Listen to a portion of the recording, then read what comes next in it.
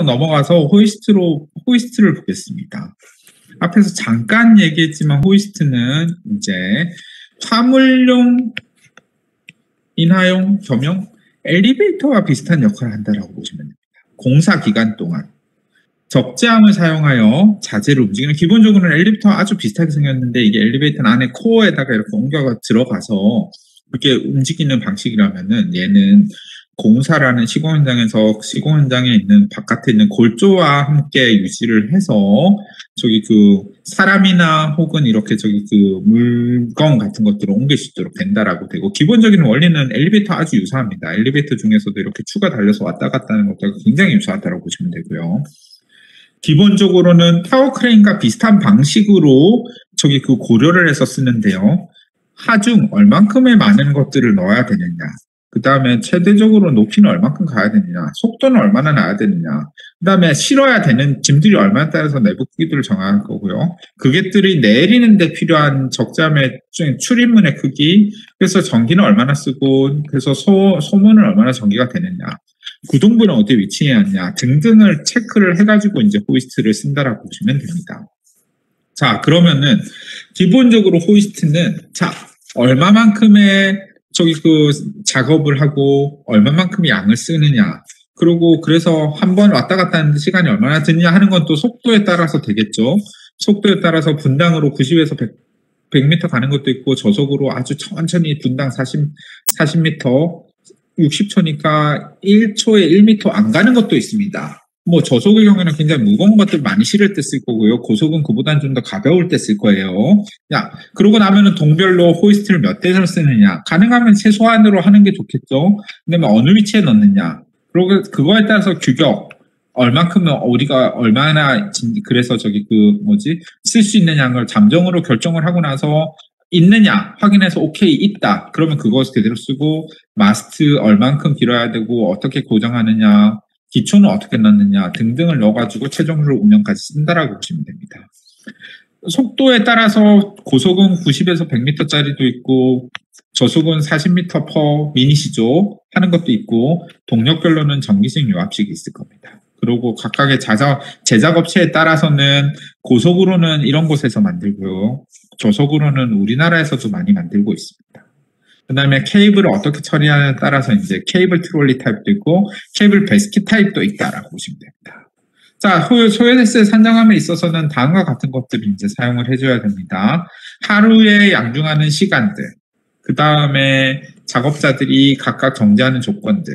그래서 저기 그 고속의 경우에는 30층 이상일 때는 한 해당 10에서 12분 정도가 필요할 거고요.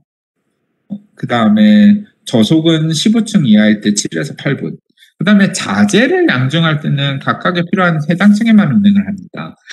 작업자를 할 때는 그냥 세 개 층마다 이렇게 정지하고 그 세 개 층에서는 사람들이 왔다 갔다 하면서 아래로 내려간다라고 보시면 되고요. 자재 양중을 할 때는 해당 층만 운행을 하게 되는데, 고속은 30층 이상일 때는 15에서 16분 정도 걸리고 이하일 때는 14에서 15분 정도 걸립니다. 저속은 기본적으로는 작업자 양중에만 사용하더라, 고속처럼 이렇게 한 건 안 하더라 하는 거고요. 그 다음에 공정별로 저기 그 각 동별로 층별로 양중량과 횟수와 그래서 소요 시간을 산정하고, 그렇게 됨으로써 소요 대수를 산정을 해서 몇 대를 세우느냐, 몇 대를 어떻게 넣느냐 하는 것들을 넣습니다. 그리고 위치를 결정할 때는 사용을 극대화하는 방법, 그 다음에 마스트나 설치하기 쉽고 마스트 연장이나 고정하는 것, 해체하는 것들을 고려하고요. 후속 공정을 검토합니다. 그렇게 해서 최종적으로 설치 위치를 결정을 하고요. 규격은 용량, 케이블 사이즈 같은 것들에 따라서 들어가고, 그 규격에 따라서 기초는 뭘로 가느냐 하는 것들을 씁니다.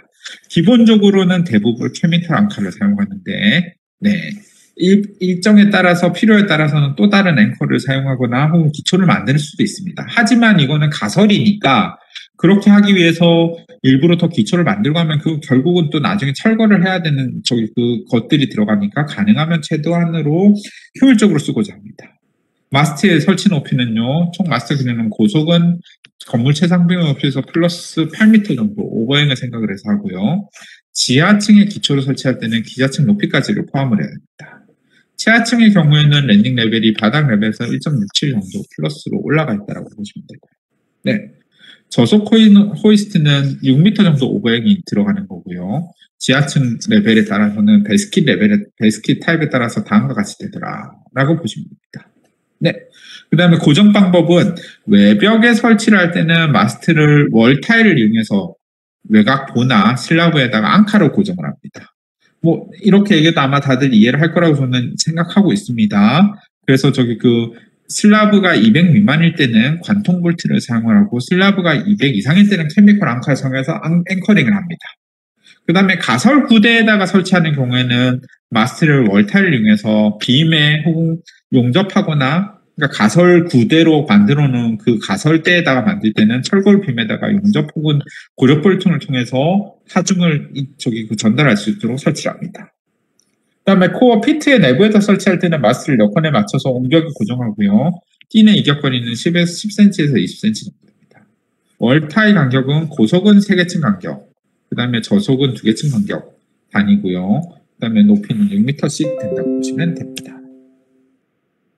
설치를 할 때 중요한 거는 어떻게 설치를 하느냐. 작업자는 지하 텃파기를 작업자 양준용은 지하층용은 지하 텃파기를 완료한 다음에 지상층용은 진입 레벨에서 4개 층에서 5개 층 정도 골조가 완료된 다음에 해줘야지 뭐 밑에 저층부 한 1, 2, 3, 4층 다니는 거는 직접 다니자 이거예요. 반면에 자재 양준용은 골재가 끝나고 마감 공사를 착수 전에 한다는 얘기는 호이스트는 주로 마감 공사를 위해서 사용하더라. 자재는 하는 것들을 이해하실 거예요. 그 다음에 횟수는 총 설치하고 작업하는 데의 일수는 13에서 16일 정도가 걸리는데 비슷하죠. 타워 크레인 할 때랑 콘크리트 버린 콘크리트 타설하고 양생 목매김하고 기초 배근하고 기초 콘크리트 타설하고 그 다음에 양생하고 하는데 각각의 시간에 따라서 돼서 검사해서 6일까지 되더라. 그래서 타워 크레인과 아주 유사한 방식으로 해서 가더라라는 걸 봐주시면 되고요. 그 다음에 계획 시의 고려사항은 마찬가지입니다.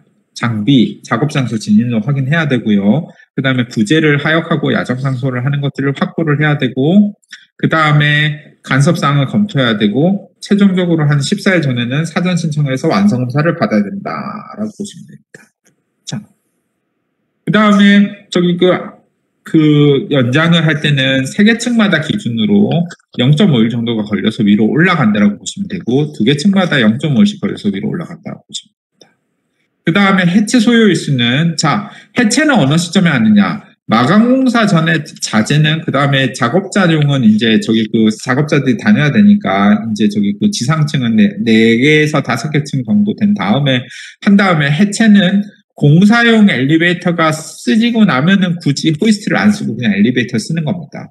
그러니까 지금 내부에 들어가는 엘리베이터가 설치가 돼서 공사용으로 쓸 수 있게 되는 그 순간부터는 이걸 쓴다라고 보시면 되고요. 저속은 양중 물량이나 작업사 수를 검토해가지고 들어간다고 보시면 됩니다. 해체하는 데는 3에서 5일, 1에서 3일 들어간다라고 보시면 되고요. 착공 준비로 보겠습니다.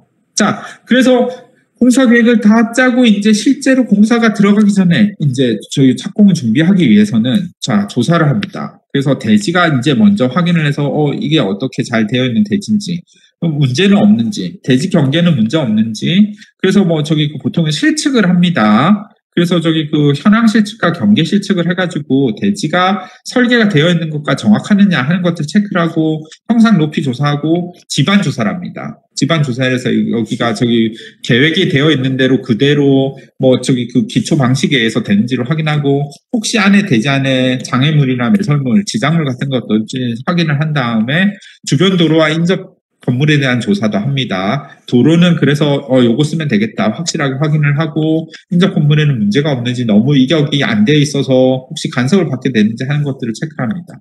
그래서 혹시라도 필요하다면 대책을 세웁니다. 주변에 문제가 되도록 환경에 문제가 되도록 한다면은 우리가 아까 봤었던 펜스라든지 아니면 방진 대책이라든지 하는 것들을 더 철저하게 세울 거고요. 주변 건물에 문제가 되겠다. 건물에 영향을 주겠다 그러면은 토공사에서 보게 되겠지만은 앵커링을 한다든지 조금은 더 보강을 한다든지 하는 방식을 찾아보는 겁니다. 그 다음에 주변에 계획 설명 시 주변과 이제 확인을 해가지고 주변에 문제 없음을 체크를 하고 그다음에 공사 중에서 이제 가능하면은 사람들과 관계를 좋도록 하는 것들을 수립을 합니다. 그 다음에 건축 허가에 필요한 신청 서류, 준공에 필요한 필증 등등의 서류를 제출을 하고요. 그렇게 됐을 때 착공 및 공사 초기에는 다음과 같은 서류들이 필요합니다. 자, 건물 철거를 거기가 비어있는 곳이면은 모르겠지만은 그거를 다시 뭐라고 하죠? 철거를 하고 다시 공사를 해야 된다. 그럴 때는 7일 전에는 적어도 멸실 신고를 해야 되고요. 경계보건 측량을 받아야 되고 구축 신고, 비산먼지 발생 신고 등등의 아주 많은 것들을 놓치지 않고 다 해야지 결국은 착공이 가능합니다. 그래서 이렇게 필요한 것들은 신청들을 빠지지 않고 해줘야 된다라는 것들이랑 그 각각의 기관들은 이렇게 되더라라는 것들이 굉장히 실제로 시공하는 사람들에게는 중요합니다. 네. 그 다음에 착공신고 필요한 설계 도서들은요, 기본적으로 우리 건축 설계사는 배치도 평입단면도에다가 구조도, 그 다음에 시방서, 그 다음에 실내재료, 마감도, 소방설비도, 건축설비도, 그 다음에 토지에 관련된 굴착도 및 옹벽도 등등을 가지고 착공신고를 하게 됩니다. 자, 그래서 이제 가설공사 다 하고 나서 본공사, 뭐라고 하죠? 그 각각의 건물에 대해서 이제 가설이 들어가야 되는 경우들이 들어가요. 앞에까지가 공동가설을 봤었다면은 이제 실제로 각각의 건물에 들어가 있는 가설들에서는 중요한 것들이 비계가 있습니다. 자, 비계 공사를 봅시다. 비계라는 건 뭐냐면은 건물이 이렇게 섰을 때 건물을 이렇게 세울 때 건물 옆에다가 이렇게 세워가지고 작업자들이 뭐 외장으로 붙이거나 혹은 뭐 옆에서 이렇게 작업을 할 때 쓸 수 있도록 혹은 옆에서 이렇게 공사 안전에 관련된 것들 아마 따로 이제 더 들어가게 될 텐데 주로는 이렇게 만들어낸 것들을 비계라고 합니다. 그래서 작업이나 현장에서 작업을 할 때 작업자들이 특히 외장을 할 때 통행을 하거나 작업을 하도록 해주는 킬과 같은 거라고 보시면 되고요. 그래서 비계는 작업 또는 통행에 충분한 면적이어야 되고 자재들을 가져와서 적치가 가능하도록 설치를 해야 됩니다. 그리고 가능하면 최대한 작업실에 가까이 가서 거의 근접할수록 이제 비계를 통해서 작업을 하기가 좋을 거고요. 추락 방지, 재료 낙하 방지가 조치가 돼야 됩니다. 안 그러면 위에서 하다가 뭐 물건을 떨어뜨리면 밑에서 작업하던 사람들이 꽉 막으면 큰일 나는 거죠. 그렇게 되도록 하고 작업 통행을 방해되는 주제가 없도록 하고 만들고 나면은 건물만 남겨놓고 얘는 날려줘야 되니까 조립 해체가 용이해야 됩니다. 그리고 충분한 내력을 받아야 되고요.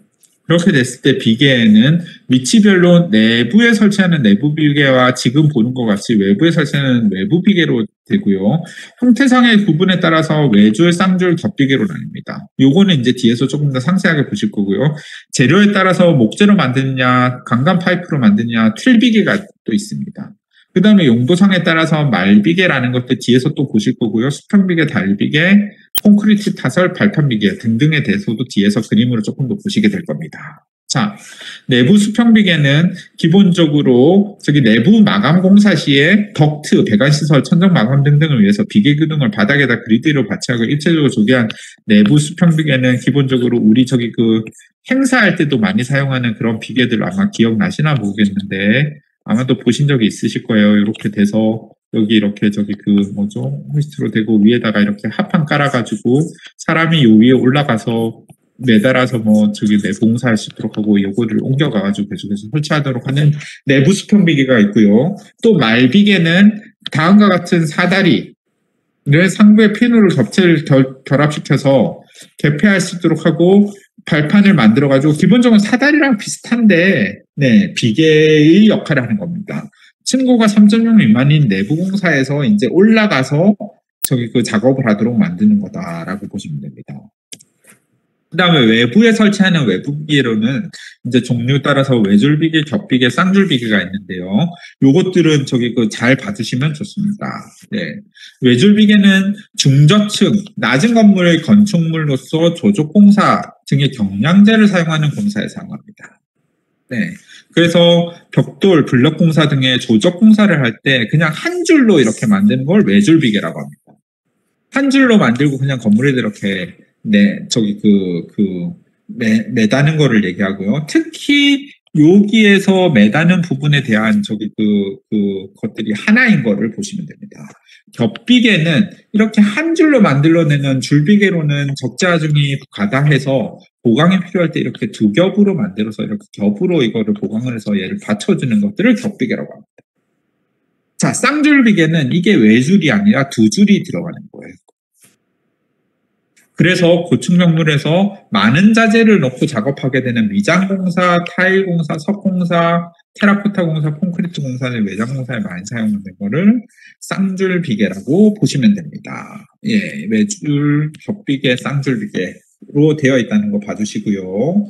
요 시점에서 한번 출석을 부르겠습니다. 3분 동안 출석을 부를 테니까 지금 보고 계시는 분들은 3분 동안 놓치지 말고 출석 체크해 주시고요. 자, 그 다음에 주로 비계들은 우리가 강관으로 만듭니다. 파이프 스카폴레팅이라고 하는데 스카폴드가 비계거든요. 재료적으로는 기본적으로 강관이 굉장히 간단하고 가벼우면서도 단단하고 그러면서도 이게 옮기기가 쉽기 때문에 그리고 철거가 쉽기 때문에 이것들을 많이 사용합니다. 강간 인장 강도는 38kg 이상을 되는 걸 쓰고요. 두께는 24분의 1 이상이 되는 것을 사용합니다. 그리고 베이스를 설치해서 이동을 방지하도록 하고요. 응력에 충분히 닿을수록 연결을 합니다. 비계 기둥 간의 적재 경량은 400kg 이내로 만들고요. 그 다음에 비계 기둥 한 개당 하중 한도는 700kg로 나왔습니다. 그러면 요거 같으면은 단관으로 만드는 쌍줄 비계입니다. 단관으로, 강관으로 이렇게 만들어서 이게 평면이라고 보시면은 쌍줄 비계인 거죠. 우리가 앞에서 본 거는 단면이라면은 평면을 보셨을 때는 이게 이제 각각의 비계 기둥이 되는 거고요. 띠장들이 이렇게 쭉 가고 장선들이 이렇게 가서 그것들이 맞춰주는 거다라고 봐주시면 됩니다. 자, 강간비계 설치를 할 때는 자, 아까 봤던 것처럼 비계 기둥과 띠장 장선을 바탕으로 해서 기둥과 띠장 장선을 바탕으로 해서 이렇게 설치를 하고 밑에는 받침판을 이런 것들을 가지고 만들어주고 그 받침판은 보통 땅 위에다 바로 하는 게 아니라 합판 같은 걸 놔가지고 그것들이 고정이 될 수 있도록 합니다. 그리고 우리가 보통 얘기하는 클램프라는 것들로 이렇게 고정을 해가지고 그것들이 무게를 받칠 수 있도록 하고요. 그 다음에 필요한 경우에는 브라켓을 이렇게 이용해서 슬라브에다가 집어넣습니다. 어차피 비계는 골조가 끝나고 슬라브가 만들어졌을 때 많이 하기 때문에 슬라브에다가 이렇게 빌어 넣어가지고 비계를 설치하고 그랬을 때 외줄용, 쌍줄용, 측벽 쌍줄용 등등이 있더라. 이것도 잘 봐주시면 좋습니다. 네. 그 다음에 달비계는 달아 매다는 비계고요. 틀 비계는 다음과 같이 이렇게 아까 만들어냈던 그 틀을 만들어서 쓰는 틀 비계라고 보시면 됩니다. 자.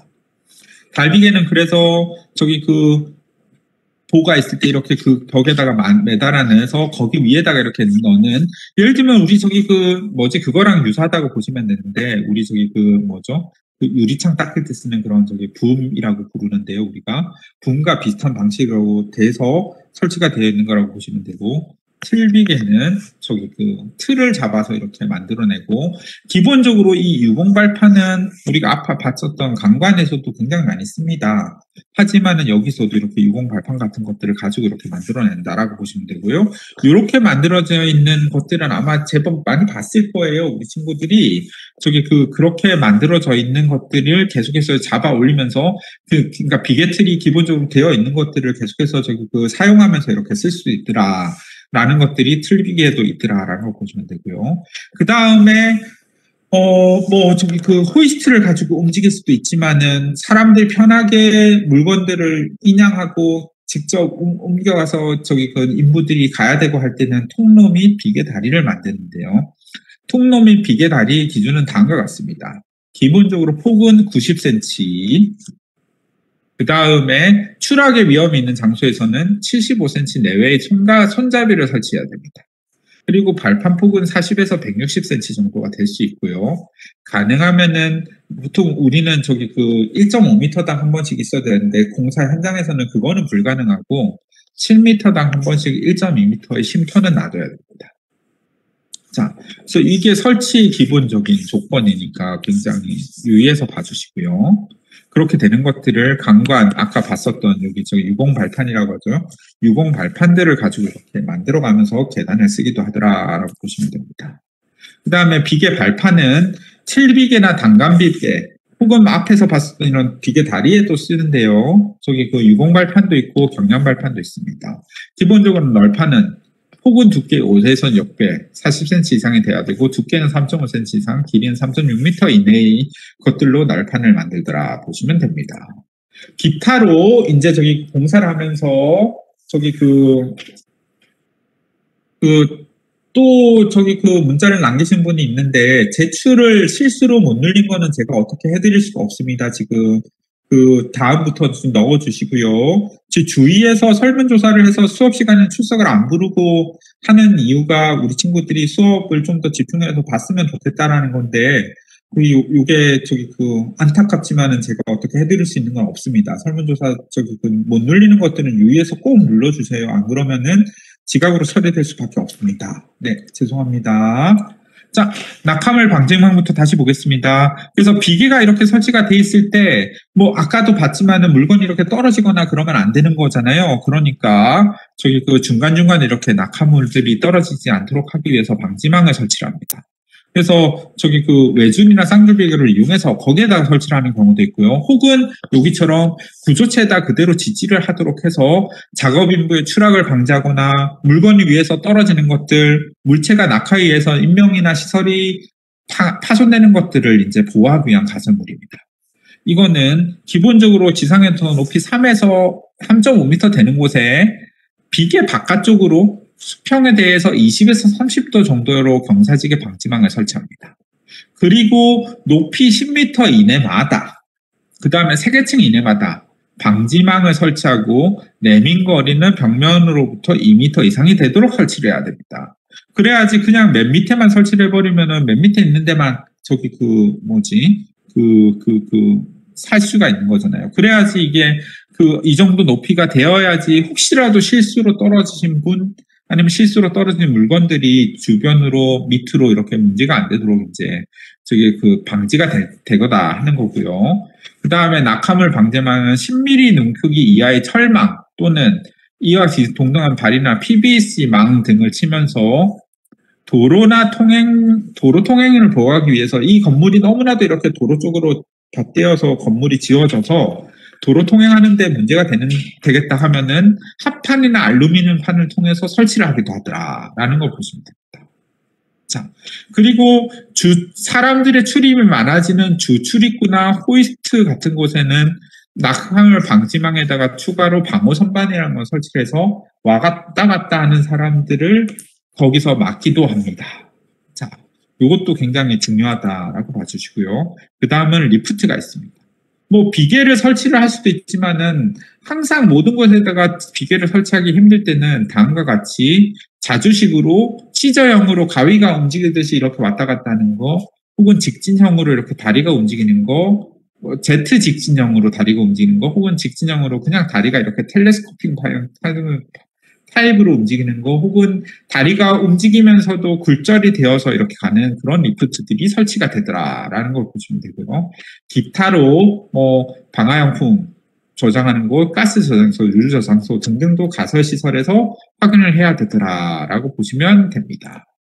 자, 이까지가 가설공사 부분이었고요. 저희가 조금 더 달려서 저기 토공사 부분을 보겠습니다.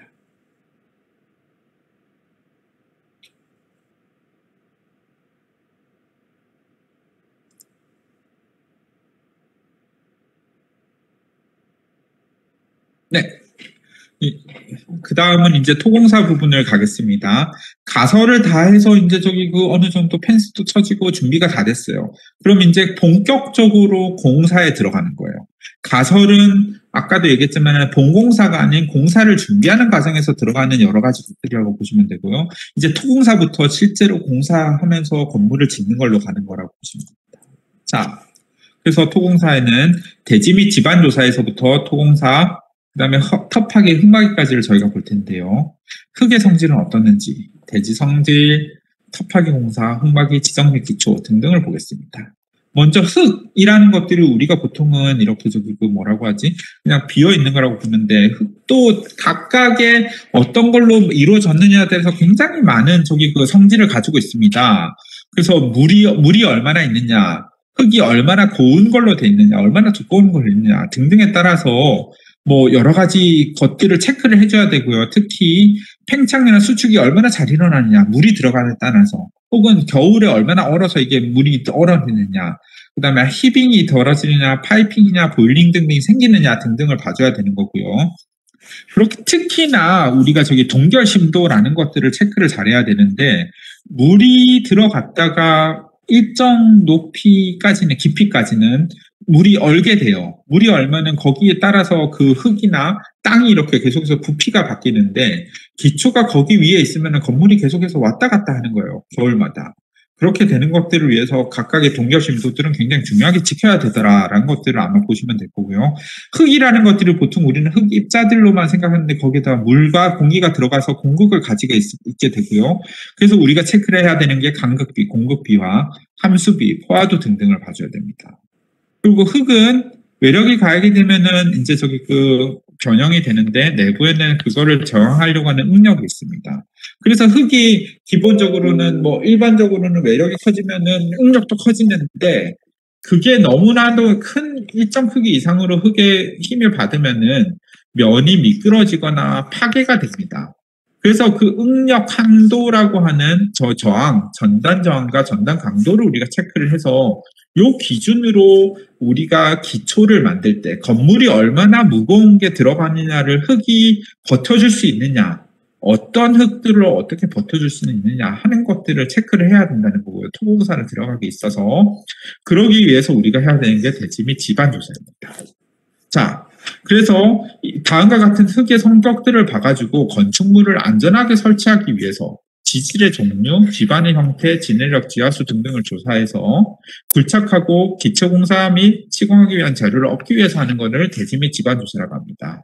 기본적으로는 사전 조사를 통해서 문헌을 보면은 여기가 땅이 흙으로 이루어졌다. 아니면 바위가 많은 곳이다. 예를 들면 우리 관악산, 아니면 북악산, 뭐 등등의 저기 그 악이 들어가 있는 산들이 있잖아요. 그 근처는 아마도 돌이 많을 거예요.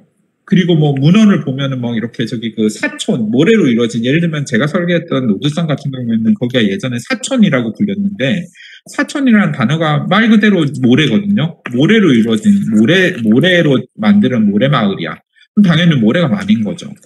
그런 것들과 함께 자료, 원주민들이 살고 있던 분들이 여기 금방 파면은 금방 돌이 나와서 우리 뭐 장사하기 아니면 농사짓기 힘들었어 뭐 등등의 그런 것들 가지고 집안의 개요를 측정하고요. 하지만 요거는 추정에 달려져 있고 기본적으로는 측량과 집안 조사를 해야 됩니다.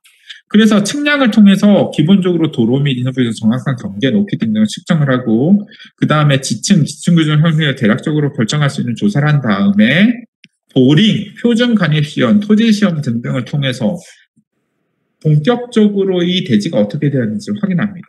그 다음에 필요하다면 제조사나 다른 곳들에 공을 집어넣어가지고 보기도 하고요. 그랬을 때 측량의 종류로는 경계복원 측량이 있습니다. 이 5가지들이 있는데요. 경계복원 측량은 지적 공부상에 우리가 보통 저기 우리 친구들 설계를 할 때 캐드 몇 번째에다 설계한다 그러면 거기 기본적으로 몇 제곱미터의 땅이고 땅은 이렇게 생겨있고 하는 것도 우리가 캐드로 가지고 있잖아요. 그게 지적공부상에 등록되어 있는 건데요.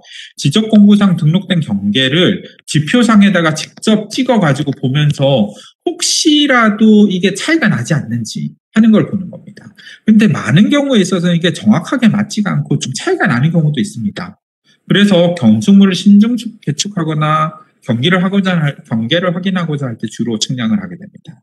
그 다음에는 현황 측량이라고 해서 지형, 그냥 이거는 저기 뭐라고 하죠? 저기 이 지적의 크기를 보는 거라면은 현황 측량은 이렇게 설치되어 있는 지형, 지물이 전하는 위치 현황을 경계와 대비해서 측량을 해서 거기다가 설치를 해놓는 겁니다. 콘타가 들어가 있고 어떤 지정물들이 있고 지장물들이 있는지를 체크를 하는 겁니다. 그 다음에 분할 측량은 하나의 필지를 2개 이상의 필자로 나누기 위해서 하는 측량입니다. 이렇게 돼 있는 걸 이렇게 우리가 나누고 싶어. 그럴 때는 측량을 해가지고 이렇게 나누는 점을 만들어내요. 그래서 하나의 필지를 두 필지장으로 나누어 매매할 때 주로 하는 측량이고요. 등록 전환 측량은 임야도의 대지에 등록된 토지를 토지대장 및 지적도에 등록하기 위한 측량입니다. 근데 이게 땅이 뭐 요즘 워낙 뭐 많이 나오는 저기 그런 거 있잖아요. 저기 그 LAT에서 나오고 있는 여러 가지 것들에서 건물을 짓지 못하는 임야인 부분들이 토지로 편입이 되도록 하기 위해서 하는 거다. 형질이 임야에서 토지로 변경이 되어서 토지 대장에 등록하고자 할 때 하는 측량을 등록 전환 측량이라고 하고요. 그 다음에 최종적으로 지적을 확정하기 위한 하는 측량도 있습니다. 뭐 신도시를 만든다. 도시개발 사업을 통해서 토지를 구획하고 환지를 완료해서 구획들을 새롭게 만들었다. 도로도 새로 만들고 도로를 따라서 이렇게 뭐 저기 그 단지들도 이렇게 만들어서 이런 대지들을 팔기 위해서는 지분, 지목, 면적, 경계 등등을 새롭게 공부에 등록하기 위해서 하는 측량도 있습니다. 이런 측량이 있는데 주로 많은 경우에서 사용하는 것은 경계 보건 측량과 현황 측량이다라는 것들을 유의를 해서 봐주시고요. 그랬을 때 측량은 다음과 같은 절차를 합니다. 건축주가 직접 측량 신청을 합니다. 이거는 저기 그 참고로 건축사가 하는 게 아니라 건축주가 해야 되는 업무고요. 측량과 관련된 것들은 그래서 비용도 따로 별도를 해줘야 됩니다. 자, 그러면은 지적공사는 측량 신청을 접수받으면은 계획서를 받아서 준비를 하고 현지에서 측량을 합니다. 그때 건축주는 입회를 해서 측량이 잘 되는지 봅니다. 보통은 대리를 해서 건축사가 함께 가기도 합니다. 그렇게 되는 것들을 물론 그 사이에서는 계획서를 제출해서 시에서도 뭐 하세요, 측량을 해주세요라고 되면은 측량 성과를 저기 그 현지에서 측량하는 측량 성과를 이제 저기 그 시군구청과 확인을 해주고요. 그럼 성과도를 교부를 받습니다. 그럼 지적공사에서 건축주로 성과도를 줘가지고 요렇게 측량이 돼 있구나 라는 것들이 확정이 되면은 그걸로 뭐 설계를 시작하거나 공사를 시작하거나 하는 거고요. 지적공고 정리를 신청하면은 이제 시에서도 요렇게 받은 거구나 그러면 요렇게 해서 정리해서 갑시다. 그래서 다시 이제 공부 등본을 받으면 최종적으로 등기를 할 수 있더라 라는 걸로 가는 겁니다. 그래서 경계 측량과 아까 얘기했던 현황 측량을 우리가 실제로 공사할 때는 많이 쓴다고 했는데요. 경계 측량은 기본적으로 공사 대시 경계를 확장하기 위해서 하는 측량이고요. 설계 도면과 실제 대지가 일치하는지를 확인합니다. 관할 지적공사에서 실시를 하고요. 건축주, 감독자, 관리자들이 입세해서 하도록 되어 있습니다. 현황 측량은 측량 전문 업체가 하게 되는데요. 이거는 경계 측량은 이제 저기 그 아까 저기 그 지적공사에서 왜냐하면 이거는 재산과 관련돼 있고 주변과의 관련이 있는 부분이고 현황 측량은 그게 아니라 내부에 대한 얘기입니다. 얘가 이 내부에 대한 얘기가 아니라 그게 주변과의 관계에서 어떻게 위치에 있느냐를 보는 거였다면 요거는 이 내부로 들어와서 이 안에 것만 보는 거라고 보시면 되고요. 그래서 이 안에서 대지가 어떤 식으로 구조가 이루어져 있고 그 안에는 어떤 현황문이 있고 뭐 밑에는 어떻게 저기 그 맨홀이 있다든지 하는 것들을 보고 인접 건물과는 얼만큼 이격이 되어 있어서 얼만큼 우리가 띄워줘야 된다든지 하는 것들을 봐주는 거라고 보시면 되고요. 이거를 통해서 우리가 토공량을 산출하고 공사를 하는데 이거를 평평하게 만든다 그러면 이 흙을 다 이렇게 돼 있는 데를 평평하게 만들기 위해서는 이 공사를 해서 토공을 다 빼내야 되잖아요. 이렇게 되는 것들을 산출하는 것들을 해주고 그 다음에 공사를 할 때 필요한 여러 가지 기준점을 확정을 줍니다. 그래서 우리가 앞에 얘기했던 규준틀, 먹줄 같은 것들도 다 들어가도록 되어 있습니다. 자, 현황 측량에서는 그래서 저기 다시 들어가시면요. 현황 측량을 통해서 이 공사를 할 때 건물을 예를 들어서 우리가 저기 건물을 이렇게 짓습니다. 건물을 하면은 이 건물을 요 위치에서는 얼만큼이다 했을 때 우리가 기본적으로 배치도에다가 설치를 하는 이 저기 뭐라고 할까 좌표의 기준점을 우리가 설치하잖아요. 보통 우리가 도면을 그릴 때 이렇게 그리면은 배치도를 이렇게 그려가지고 잡았을 때 이 배치도의 이 점에서 예를 들면은 얼만큼 x축으로는 얼만큼 예를 들면은 얼만큼 x만큼 떨어져 있고 y로는 y만큼 떨어져 있고 하면은 요 점이 기준점이 되는 거예요. 이 대지 경계에서 모든 공사 높이의 기준이 되고 모든 공사의 기준이 되는 점이고요. 그래서 이 기준점은 착수 전에 설정해서 방음시설에서 준비를 합니다. 그리고 필요에 따라서는 하나로 이렇게 기준점을 잡는 게 아니라 보조로 몇 군데를 잡습니다. 질문이 있나요? 네. 그 다음에 주로 말뚝을 타설하는 규모가 큰 공사에 사용합니다.